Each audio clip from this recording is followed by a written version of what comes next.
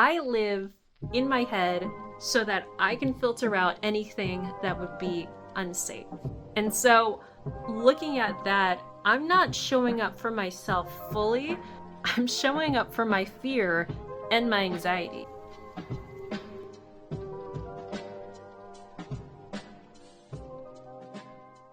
Hello, welcome back to my podcast. My name is Arielle, and this is Feeling My Feelings, where I finally feel my feelings after years of dissociating from them, being ashamed of them, and not showing up for them, and instead choosing fear and anxiety. Also, happy fall to all those who celebrate. This is my skeleton mermaid, which I call affectionately Skelly, and then I got a couple of mini pumpkins. It's only September, but you know, I am so ready for fall and the spooky season. Also, I'm kind of wearing my Moana shirt right now, so I'm kind of in a costumey, and I'm feeling like I'm in the fall Halloween-y vibe. So I'm feeling it. Yeah. Okay. Anyway. In this episode, I want to talk all about showing up for yourself, why we aren't doing that, why we're living in fear, and how we can actually start showing up for us. Okay, let's get into it. So, lately, I have been dealing with this issue where I'm almost too stubborn to show up confidently. I know that's a weird statement, but I think I've built up a lot of bitterness and distrust in the way that other people have in the past reacted to me, downplayed my strengths, basically treated me like I was a burden. And I've taken that on as just, well, no matter how I show up, it doesn't matter, because someone's going to try to control me, someone will hate me, or I will be deemed unimportant anyway. And this is true because there's always going to be somebody who doesn't get you, who doesn't see your value, even if you are a really valuable person. There's always going to be somebody like that. But because I've been so used to this, I haven't fully shown up authentically for myself or for others in a while. And I think lately I have been sort of pushed into opportunities that are making me get out of my shell. And I've noticed that even in the times where I have tried to play small, or I have accepted and submitted to sort of acting less than or quieting my voice, it was almost like I couldn't get away with that. And you kind of see that in your life. I mean, during the times when you feel the most self-conscious or like you need to quiet your voice, something in your body is still gonna feel upset. It's still gonna feel imbalanced. Whatever you're actually feeling, whatever you actually want, is still screaming inside of you, and it's still gonna want to show up. So, I mean, in me right now, that's like, I always talk about, I have posture issues, I have health problems. All those things are kind of a manifestation of unexpressed energy. And the more and more you try to live against your actual true self, the more your body will feel unbalanced in a way. Whether that is literally like me in my body, where my posture is kind of like all over the place, or whether that just means you're really tired after doing hours of work that doesn't feel like it's suited for you, or you feel really drained after being with people that don't actually make you feel good about yourself. So here's another consequence of not showing up authentically. You end up living your life with a mask on, people pleasing. You probably, like me, end up living through the filter of anxiety and fear. Like, I realized that I move through life with anxiety. Like, I will be driving always like hunched over and probably with shallow breathing. I love singing, but I noticed that I'm so used to shallow breathing and the posture that makes you breathe really shallowly that I have to literally undo and bring everything down in my body in order to actually sing with enough resonance and more fully. I feel like my body has literally readjusted to anxiety posture. And it is really funny because I also notice that like when I go running, I run on my toes. So literally I'm always on my toes. And whatever's going on, my whole body is angled forward and up this way in like a constantly hypervigilant pose. And what I've been dealing with right now is how to actually bring that down and ground myself. I don't live that way. I don't live grounded. I live in my head so that I can filter out anything that would be unsafe. And so looking at that, I'm not showing up for myself fully.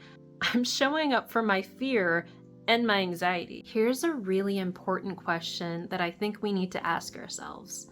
What do you show up for right now?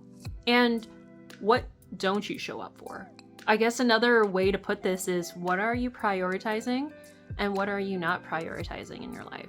So for me, in the show up for category, I definitely show up for other people.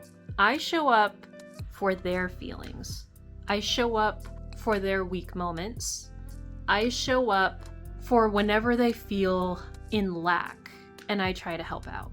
I always show up when someone feels negative emotions too.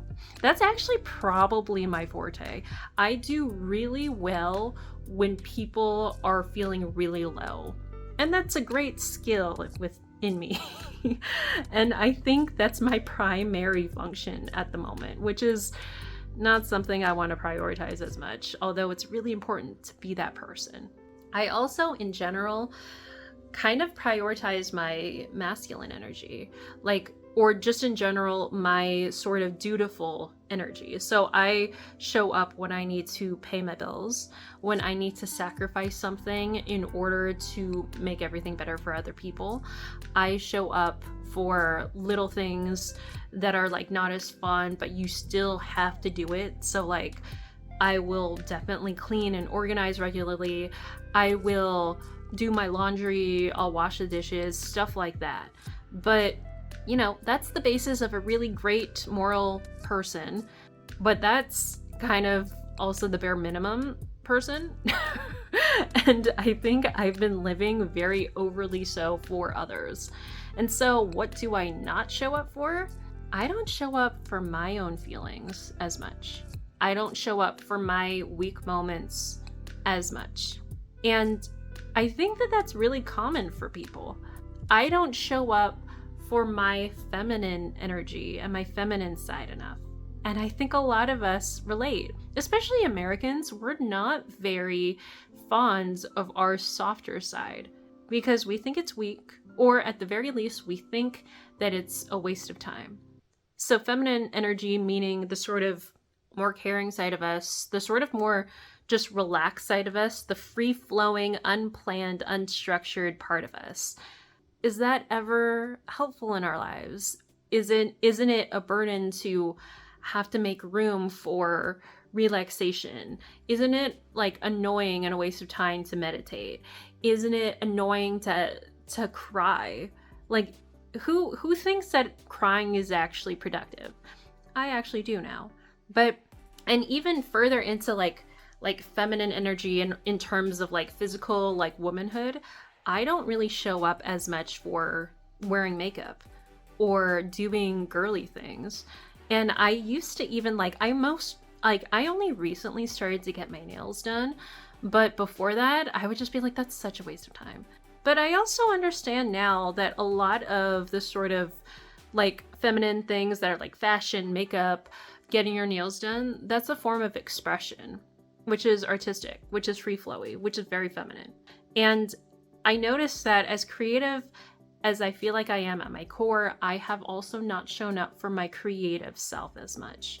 And the thing is there was a time in my life where I thought all I want to do is just be this free-flowing, like singing, writing person living in the mountains, like like drinking kombucha and being a hippie, which is like totally someone's life and that's awesome. But for me, myself, I kind of recognize that I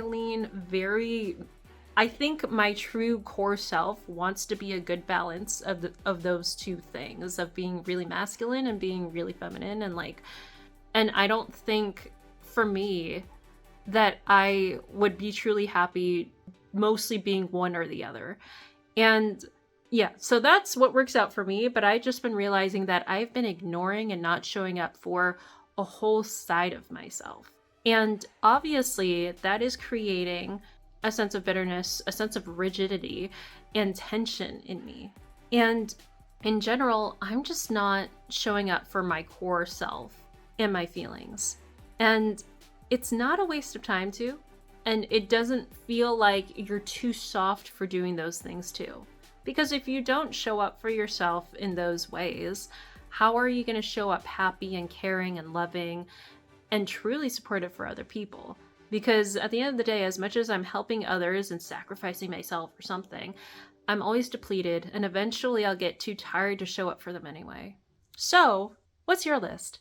Okay, so like, how do we show up? Because we never felt like that was safe before. It never felt good to. How am I going to train myself to feel better about showing up? Well, first of all, I know I've been doing a lot of personal development, and it's really important to think better and different thoughts. But after all of the sort of advice around become more confident, raise your self-esteem, understand your value. Like, you don't understand your value, girl. Like, you're not going to do anything. Don't be weak. Love yourself. There's so much messaging. And you know what I want? To just not have to think about it anymore. And I think that has been really hard for me because, again, I live my life through my head and my body just kind of follows. And I gotta stop.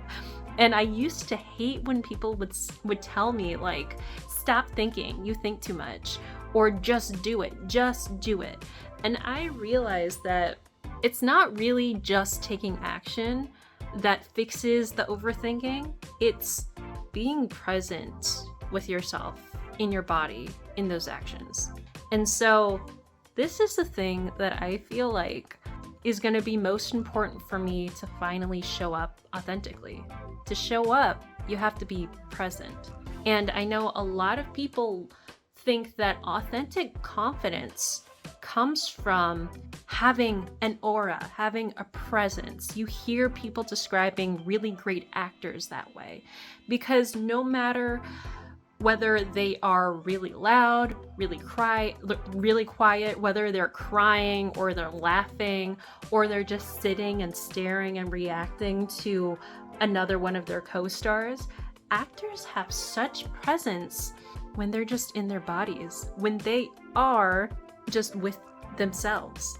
And I think a lot of us who have fear of showing up aren't even showing up internally, or at least not as much in our bodies, or we're not paying attention to ourselves as much in comparison to paying attention to other people.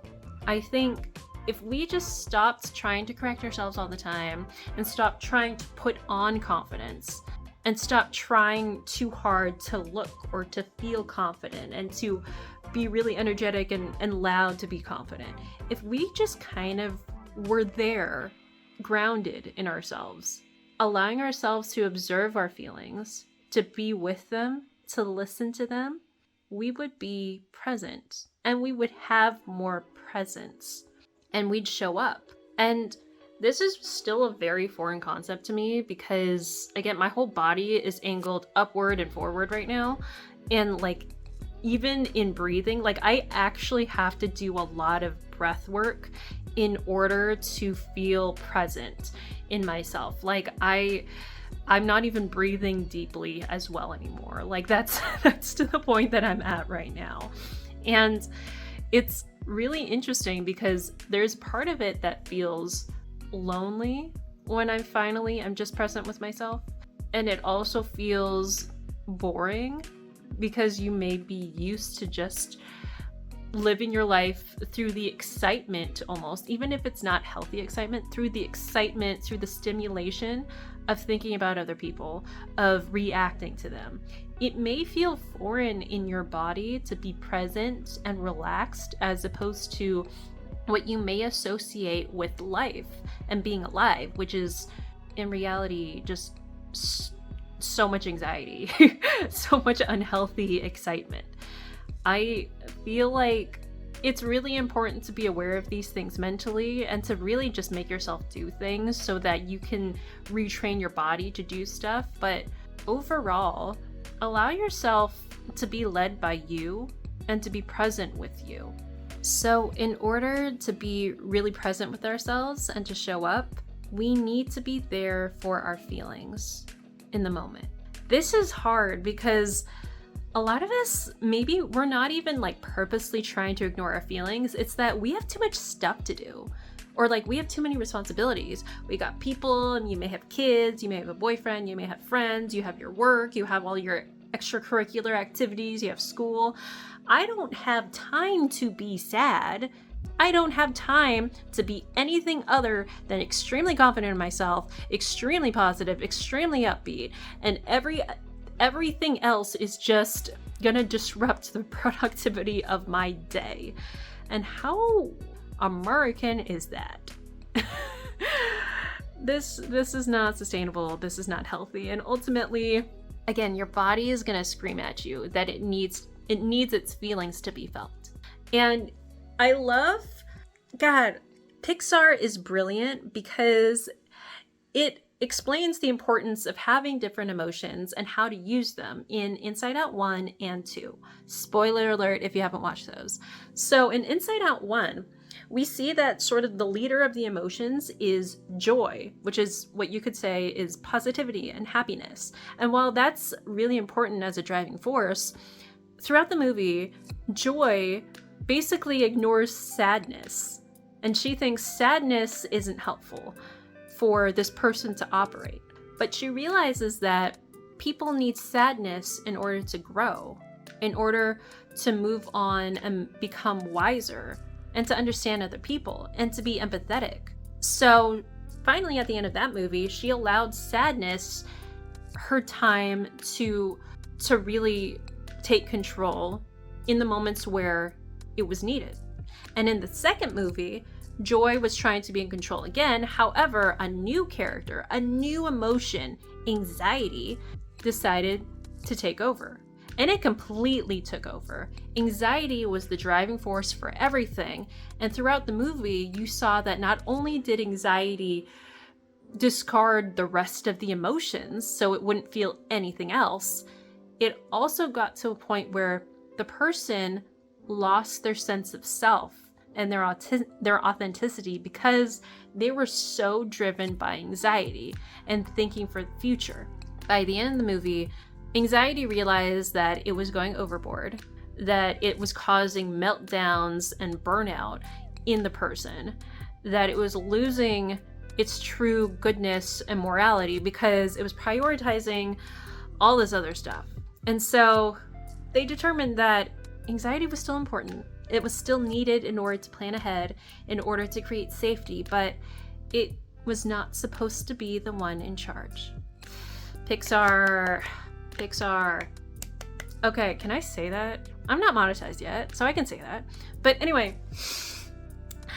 and I think I can talk about Pixar as long as I'm not like actually like showing any of it. Okay, anyway, I thought that was really interesting because a lot of us just thinks that a lot of our emotions are just like a waste of time. But you need each of your emotions for a reason. They're in your body for a reason. I don't think anything naturally in our body is completely unnecessary except for, is it your appendix? I don't know. But we all have these things. They're in us for a reason. We need to stop thinking they're useless. Except for your appendix, apparently. But I just feel like people have built up so many reasons why our nature is unnecessary. And I think that that's terrible. I think that We need to stop and show up and understand and see ourselves. Because ultimately, that's why we're not showing up. We're putting ourselves down too much. We're downplaying all the things that make us human. We don't think that we have so many more reasons why we're unimportant than why we are important. And I'm just kind of like, what was this for? To be more efficient? Like, what was this for? So that everything would run more smoothly? Yeah, sort of, but it's still unbalanced. A really important thing to remember is that it will be somewhat of a process to reassociate being present and showing up with feeling safe. And that's okay, because we've trained our bodies to make presence feel scary.